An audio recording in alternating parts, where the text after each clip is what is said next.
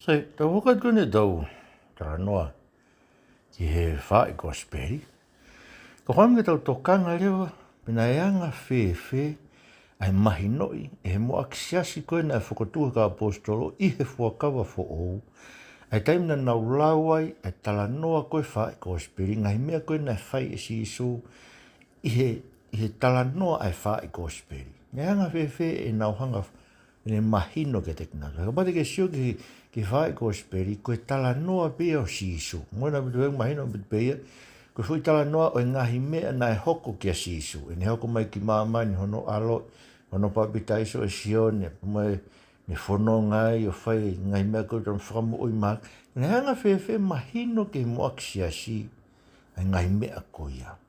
Pero tau mau, ai mahino koe, ai moaksiasi o whakau fo o mehe, toenga e whakawho. Ko whamke to mai benga hi fo i mea, me mo ui a si isu, tala noa ki ai Faa'i Kosipeli, ke tau sio, ke anga hono whaka uhinga i ngai fo i mea ko ia, he taim ngau tau lau ai toenga o e whakawa fo ou. Eia, o ko lau ai mahino koe, me whaka uhinga i koe, o e ngai mea o e Kosipeli, me toenga e whakawa fo ou. Koe mahino e na e nofo, me moaksiasi, ae na lawa ke nau mahino e aki. Ai tala noa ai Faa'i Kosipeli. Ai kono ai e taha, tala noa whakafo i mea ai Faa'i Kosipeli. Tala noa ke mea na e hoko. Whamui mahaki na e whai e si isu i kāreri, pe ko tai ai saitoni, pe ko e ne mana na e whai kena i kāreri. Ai tala noa whakafo i mea ke mea na e hoko. Ka uhanga e he toenga o e whakawa fo ou, ngai ipiseri, o tala mai ki a te ki tautolu, ai anga au whakauhinga i ngai mea ko ia, e he moaksiasi, ke nau mau mālohi ai, mau whalotolahi ai, mau pōpō ai, pia langa hake ai ki nau tolu, he nau lau e kosi. Mea fuk koe fitu i tala noa makatu unga, pe koe fitu i tala noa te fito koe ni, tau to'o mai, i he tau tala noa koe ni, he tau klasi koe ni e Faa'i Kosipeli, e fitu i tala noa te fito koe, tau whakotu fatua e Faa'i Kosipeli, tā noa e baptaiso sisu, tā noa e ne haere horo i kāreri o Jerusalema o veteangi tautou me haeanga e setane, e tā noa e ne pekia, e ne toi tā noa e ne toi tu, tā noa e ne haha horo, tā noa o hono malanga e ki māmani, me tā noa e ne haere haka me ne toi whakamu. Fitu i tala noa ko ia.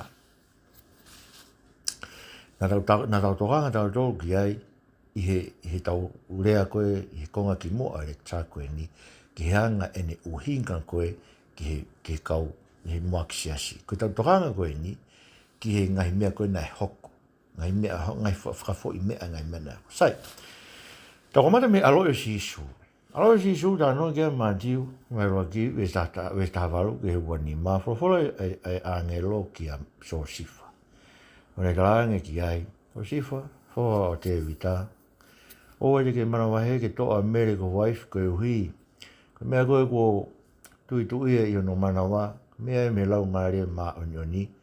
Pe tene whanau i ha tamatangata, pe te whaingoa e ko si isu koe uhi, he tene whaingoa no, tene whakamo ui hano kakai, me nau ngahi anga. Tene whakamo ui hano kakai, me nau ngahi anga. Sai neongo tau whaingai tau toko no kakai, tau kau kei, ka mō mana tui koe kakai o si isu, koe kau siu, koe kau isri, koe hako o e parahami.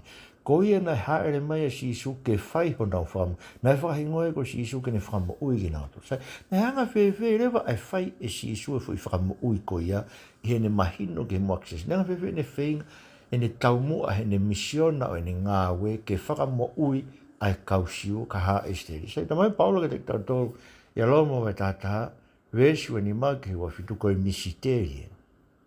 Koe hui koe konga pe nia o haa siu nau tāri e ko sisu kasi. Ai koe konga koe ka Paula, ka wapita, kau siu koe ia, me toko tolu afe koe na ririu koe he aho, o e pentekosi, na nau whanong he malanga koe apika, pe kaua me toko te wanoa koe na nau he loki o lunga tāri ke hifman lau mare marnioni. Eia, koe konga pe o haa siu kua whakamoru ke nau tāri a sisu, koho nau misa ia. Koe toenga, tō mai Paula ke te tautoe lomo vai tātāwe sua ni ma whakawhewheka kina. Whakawhewheka whakakonga ki nau tau e he otua. Koe uhi, ka e hū mai ai kakato o e sentaire. Sai koe hae kakato o e sentaire, au paupe koe kakato o e kakai whiri ai sentaire. Ai e ko tau tōlui. Neonga tau hū koe ni o kau ke tau mao e whamoi he eiko si sokalasi ka koe konga e nia o palani koe ke whamoi a Isleri. Ai koe palani o toa koe i whamoi si sua isi nei kau ai pe ai pau ke whakawhewheka ki na toke nau tae tari ho nau misa ia koe uhi. Kai hau e ngongorere ia ke te tau tolu sentaire koe ke tau mao mo ui ai. Koe be tau mai pe ke te tau tolu paula ia be aho ia e whamoi ho toa Isleri. Ka hui ke parameska ai o tuana e whai e hao me saioni e whakamo ui, pia tene whakatafoki, e whaka o tua mate mea se kope, pia kone kope ko koe mina ni tene mo ki nau toru, te uawe nau ngahianga. Ai kono mo ni, koe o tua e koe tua whai ke nerea, kone parameska na e whai ki haa isteri tene o mai e whakamo ui mana, pia tene whakatafoki na. Ia e ia e aho ia, koe ke tau ilo to mai paro koe misteri. Ia e aho e whakawhewheka koe ni e aho e hanga he o tua whakatafoki o no ka kai o ona. Kono whakawhewheka ki nau tolu ko he ka tau hūma sentai. Si koe konga e parani whakahaufu ai o tua. Paka taimu e ka kato be a ki tau tolu ka kai whiri ai o tua. Koe ki tau ilo tope ko haifu ka kai whiri pe o kunau toko whia. Koe parani ai o tua kuno smau be e ia e ni ka kai whiri ai. E hanga whewhe ho ilo ke kau he whiri. Ko o hanga ki a si isu o tui ki ai ki ke mae moita e ngata iho no wafa. Koe uhi he koe whiri ki tau tolu whai a Christ ke whai a tau whakamea aho. Ka kato ki tau tolu ke sentai rea no whamo ui. Pe hanga heo tua whatafoki hono ka kai se rike te. Ta mai rewa si isu e ne wholofolo ne whai a luka wai tātou wis tolu ni ma. Ia e aho te mō toki sio mai ne wholofolo ne tengi hia koe se sare ma. Te mō sio mai ke te au pa te mō pehe. Munu ia ka ko ia ko hoko mai i he wafa e ki. Eko no Uhinga te nau mamati ka si supa nau pe. Munu ia ko te ko taha eni ko omi e ho tua ke whai ho tau whakamu. Aia e hanga hake a Isleri kia si supa nau pe. Ko mau whakamo ui, ko mau eiki, ko mau misaya, ko mau otua eni. Tamai paro ke te tau tolu, ia ka reitia vai whāwes whāme ke fitu. Tamai hanga he o tua o tungmai hano aro he ko sia ka kato e taimi. Whanau ia i he whewhini, whanau ia mo uraloa ki he lao koe uhi ke ne huhui ki tau tolu ko toa pē ni he mara ia whakalao. Koe ka tau hoko, koe ki tau ma a e ohi, koe whanau ki tau tolu a e otua. Koe koe whanau ki tau tolu a e otua, ni mai no lau maria i te tau tolu tau tangi hake ki otua i he lotu a pāta mai he. Koe ki tau ke i hoko koe kau pōpula, ka koe foha ki tau tolu. Pe ko ngau hea ki tau tolu he otua koe ea whakatamu e hako toa to e pāna. Ai, mo seke ngau e otua ko whaikon whamoi ki tau tolu. Ia ngā o mai a si Isu Christ koe siu. Koe uhi he ku tau pōpula ko toa pe siu me sentairi ki whakamala ia ai lao. Koe lao o kune tūtu uni ke tau tea e angahala. Haere mai e ko si Isu Christ siu mo ui mo ulaloa ke lao ne whakakakato e fie mapa e lao. Pea koe mea i ene pekia ne mate e ia aiho tau mala ia ki ono kakano monu ia, omi ene monu ia ki te tautou, la vai ke whamonu ia ki tautou e auto. Mo sikia, koe huinga ne whakaingoe ko si Isu e tala noka Matiu. Tene whakamo ui ono kakai, po ne whakamo ui ono kakai, whakawhewheka whakakonga, kai whakahu ki tautou. Ia a te nau sio ko nau misa e, nau be monu ia ka koe hoko mai whakamo ui ki mautau. Nane nofo, mo ura loa ki he lao, ke ne whakakakato whi maa ko tō pēr lao, koe uhi ke ai ke te ia e tau mala ia. E mala ia whakalao. Tau mala ia koe uke ke tau lawa tau he lao. Ke lawa tau he lao ke hao hao. Neonga tau kawe a whitu no tau e sāpate. Te mai se misi koe tau he fui lao koe hiwa ke mau maa e ta. Ke mau maa e toa. Ka ko hao whaki tau tolu Christ. Hui ki tau tolu. E mala ia whakalao. Sio ke ne koe hanga ia hono hui.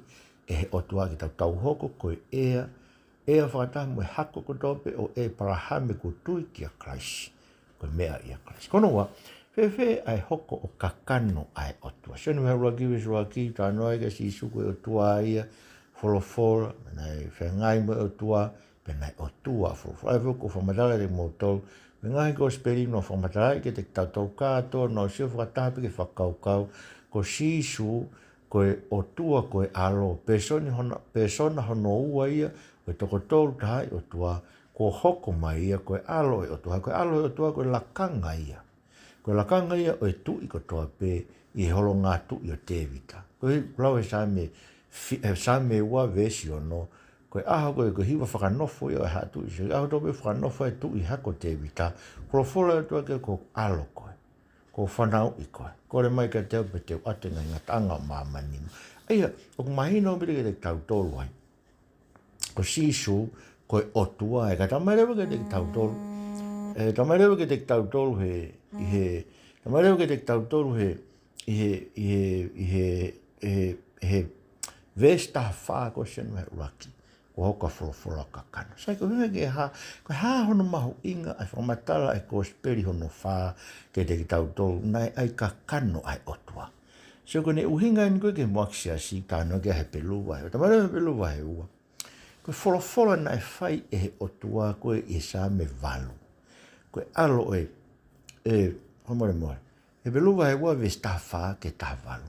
Tama ke te tautolu iai, koe uhinga e ne ai kakano koe mea tō. Koe uluaki, koe uhi ke ne whaka auhai ai te volo ka ana mawhai o mate. Mana tui, koe otua i u tae wha mate, tae wha auha.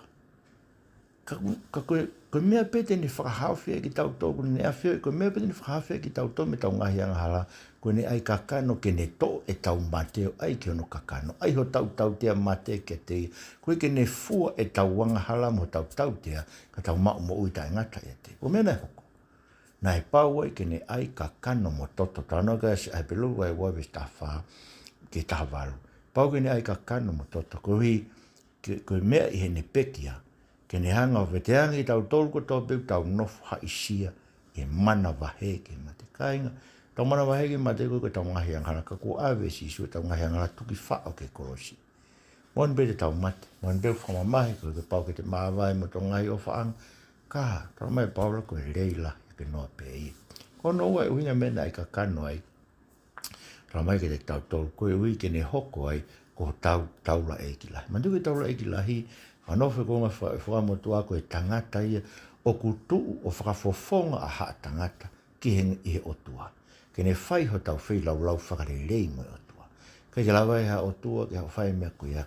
Whai he tanga. Tō mena e ka kano e si isu koe ke ne hoko ke te tau tolu ko taula e ki lahi. Peko mea ne hoko he taula e ki lahi ke mea no tō lure vai. O kulawa e ke ahi i o tau ngahi ahi anga. Mea mahino ke te tau ngahi vai anga. Pari lawa tō ni ki tau tōru e tau ngahi vai. Ei, koe huina e ne hoko ai kakano.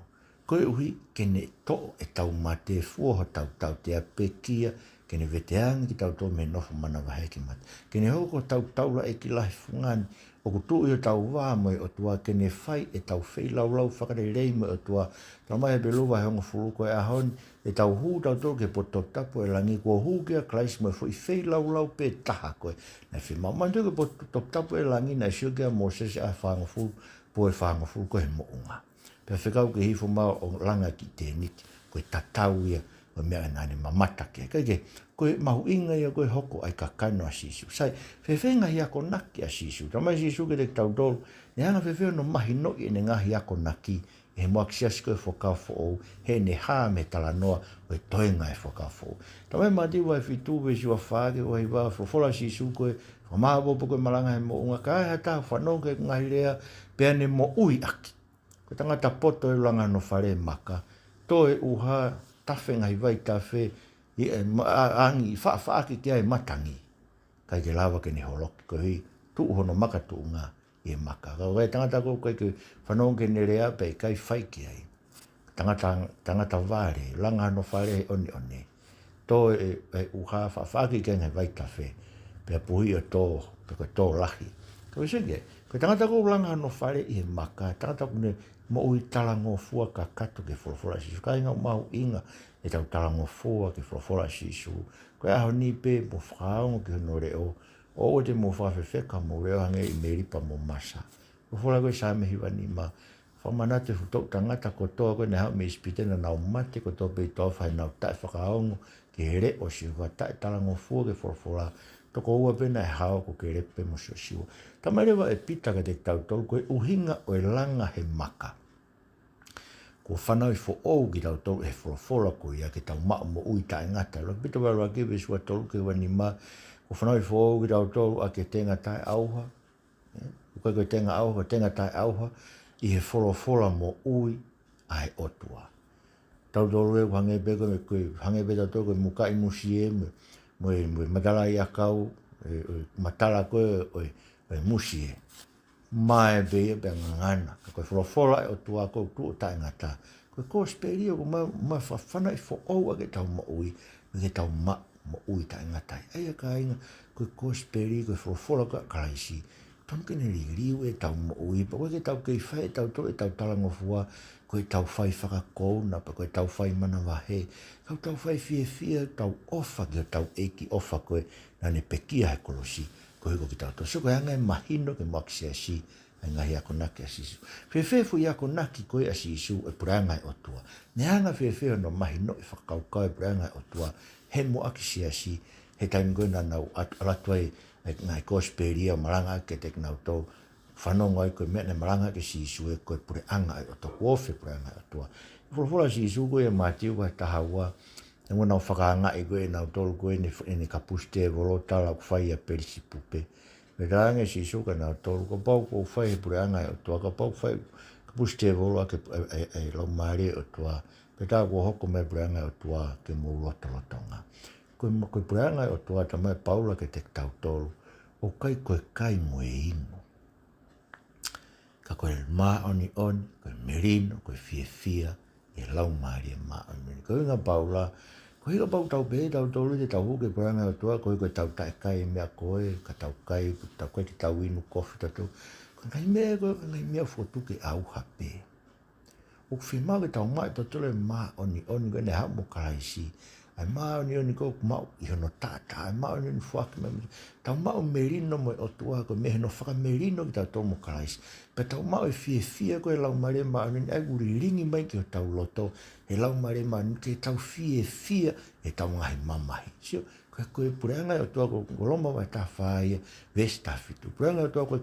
kai mo ino ko ma oni on ko merino ko fie e lau mare ma ni pa ko ia ko ne tau hiki a karaisi I he whaunga ko ia. Tahu ia kia karaisi maarion, tahu ia karaisi merino, tahu ia karaisi fie. O ku whakahau e fua ke he otua, pero kune mau e ia, ai tokanga, a moe hoi fua, moe ngongo rerei, me tangata.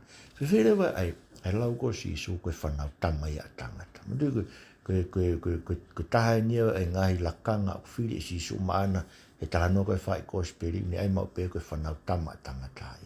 Ne hanga wewe mahino e whanau tama tangata ke muaksias koe whakau fo'o. He utamai e tau tau whahula si isu koe e senma raku ni besni mataha. Ko tala mo onia te mōsio wawa he vani, wawa e langi. Pea whi alu ake kau angelo e to alu hake mo aluhifo I he whanau tama tangata. Tamai e belu wa he wa, besni make hongo furu kono Uhinga. Whakakakato e si isu e tala koe e same walu, ai koe nane behe koe foha o e tangata. Na ngau hia whakawhamau lalo si e kau angelo, pea hake a ki ia, o whakakaraunia ke a langi me whakapapa ia, o tuku ke ne pure ke mea ko tau pe ko ngau hia o tō. Tamarewa he pelu ke te tau tō. Aia, koe tala noa ia e whanau tama tangata. Koe tala noa ia o a tama e kamatanga. Na whakamau lalo si e kau angelo, e hake a ki, langi ia, whakapapa ia, pure ke mea ko tau pe. Tamarewa he pelu ke te tau tō. Kau I kai koe mea koe ni koe ke mooni e te tautolu e hako o ātama. E whanau tama tangata ko ki tautolu hako o ātama. Kau ku mooni e toko taha pe ko Christ. Aia, nei whamau lalo si e kau angelo e ki taimi si ake no tuku ke mate ma e kakai koto. Si kono tuku e ke pekia, kono whamau lalo si e kau angelo. Pea koe ahoni, ko hake a ki e ne toi tu ume ne haere hake, whakakarauni a kia e langi me whakapapa ia, koe ui he kua ne pekia. Pea koe ne mea lewa whai koe he ne awhio I he langi, ne hanga omi hano ngahi whoha mano ngahi ofewhine, ke nau inasi I langi tatau koe kune inasi ai. Koe uhi, he kua os whai hano whakahau hawa ia, koe mea ene peke. Se koe whanau tamatanga tahi, wano winga ne pure ke mea koe tope, koe ke ne awe ki tau tau ke langi koe kune awhio ai, e to matau koe tamai. Ko ia futu unga koe nda sio ke a se kope koe ne alu koe hala misi koe pe teri koe futu unga tau ke langi.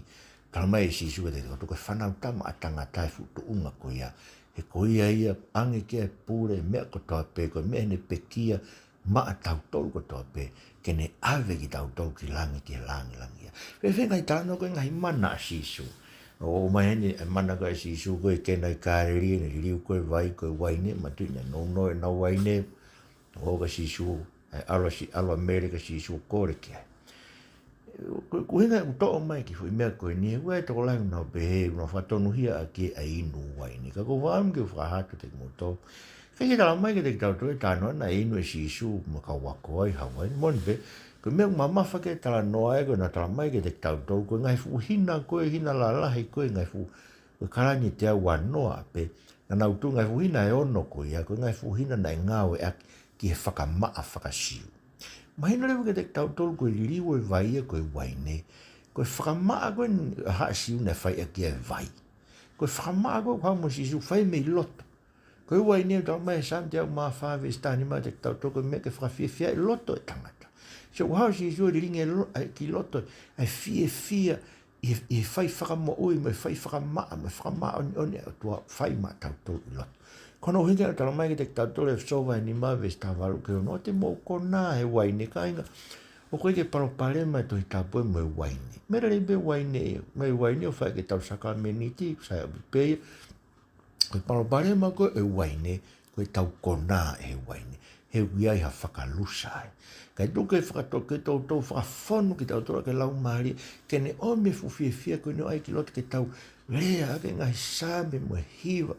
Tau hiva whakalau maari, tau tā ki o toa i o tau loto, tau whakamalo ki o toa, he mea ko toa pe, i o toa he tamai, tau eko si sukraisi, pea tau whee, he whaka apa aki, he whaka vai aki, he apasia ki a karaisi. Kainga wei pe le reia waine, tamai paula ka te tau dolu, ne tohe ko whai ko ka timote, o te ke inu pe ai vai, ka ai haki me i waine, ai maini ka te tolu, o kuia i hono mawhai whai to o i waine. Ka koeni, tau tau tonga, mama au pe to me waine, tau tau ka whai whekau, koe peke au me tau inu waine, he sio e kakai, ko hono uinga he os whaka tupu humu pei, whaka tū kia pe sia kakai ka te koe whai whekau ke inu waine, he unau pe ke pou ke kona. Me wango ko se ka whekau me to tisi, ko whekau ku nau nofori ngai ses pārang, whekau tonga ko ia, nau winu, nau tok, nau beto kua koe uhi nau ses pārang, kake nau ilo mai, ai whakaria me whakalusa nau anga ave, o pou, i lau maari e kakai tonga. He usio ka kakai tonga pa nau pe tau saipe ai kona i he kaumaro. So ke, ngai mana si isu na ne whai, whakawengai, ai koe mana koe, ei te tau whaungai ke pe ngai mana koe si suka, koe ne mana koe no liu vai koe waine. Koe ngai une o mai e fia o ailo, koe liu mo koe whamaa ma ui koe si su koe ke whai tu asino nge whamaa whasiu. Whamaa mei loto koe ku liringi no tata ke fufu o tau loto. Ke maa tau roke tau himi, loto ku maa, loto ku sio maa, ke mama ia tau eiki, loto ku tai fie maa vae me no kapiteni. So ke koe loto ku wha u kuma pe, koe lau mai, koe me koe loto e ku whamaa e tata. Eiko sisu. Fefe ngai, whakamoi mahaki koe sisu, ta mai matiu ai waluwe stahano. Na nau ome mahako tō pe ke te penane whakamoi monia, rawa e ki o whamoi mahako tō pe. Nanga fefe mahino, ki he muak siasi e whamoi mahaki a sisu. Neongo nei ai pe, ngai mawhai whamoi mahaki e siasi, ko tamai se miske te tautau, wai ni ma, wes ta whaka tāno, kau kia tai te ngō tolo puke, ui mai kau mātua e siasi, no mai o lotu, wha pea pani ake e lolo, i wafa eki, pea koe lotu koe e kau mātua koe he nautui, tene lawa whakamo ui, ai toko taha o puke. Kainga koe aani, lai no tukua ki ko visi kau mahaki e si e nautui, o koe ke nau mo ui, kako ki tau tolu koe ahi mahaki. O kutonu ke mau e tautui, e koe tautui e tupo e mo ui, ai tangata mahaki. Aia, ne mahino behe ke te nau tolu koe whamui mahaki na vai si sui tā noe Kosipeli, kau ka puke hata he siasi, na o ke kau mātua lot, whiri whakinima, pani ake lolo, whakake vete hane ngahi anga hala, pani hane ngahi anga hala nai whai, e nau hanga lotua ke whakamo ui e eiki. Whewhere wano whakatoe tu ue mate, hanga no whakatoe tu ko la salosi, ka nau ka senu mai tātaha, sto waru ke whā, ne atu ko aho e whā mālo i whanua loto la salosi, whewhere. Koe haha me te tau wako mea, ne hanga whewhere mahino e maksia si no whakatoe tu ue mate. Koe ke tau whanong to tala noa ne alo paulo, ne whakatoe tu ura kau mate a whetu.